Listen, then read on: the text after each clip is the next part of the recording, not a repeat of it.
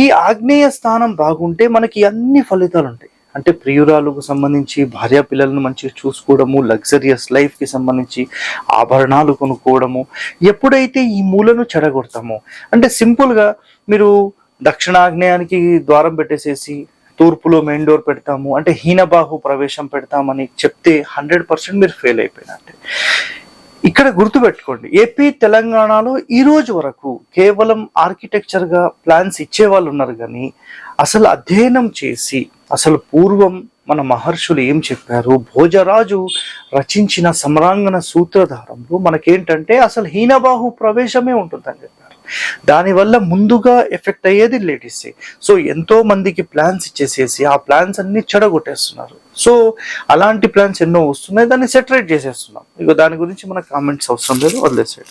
Next ఆగ్నేయం పల్లం ఉంటే, next గుంతలు ఉంటే, సెప్టిక్ ట్యాంక్ ఉంటే, వాటర్ ట్యాంక్ ఉంటే ఇది నాశనం పట్టిస్తే, అంటే శుక్రుడు ఆధిపత్యం పాపి అయి, అంటే శుక్రస్థానాన్ని బాగా చేస్తే ఇతను మంచి ఫలితాలు ఇస్తాడు. ఒకవేళ ఈ మూలలో మీరు సెప్టిక్ ట్యాంకు, వాటర్ ట్యాంకు, గుంతలు కొట్టో, టాయిలెట్స్ కొట్టో, మొత్తం డౌన్ చేసో ఇలాంటివి చేశారనుకోండి, అతను అంటే శుక్రుడు మళ్ళీ పాపి అయి, ఆధిపత్య పాపి అయి మొత్తం నష్టాన్నే కలిగిస్తాడు. కాబట్టి ఎట్టి పరిస్థితుల్లో ఉండొద్దు.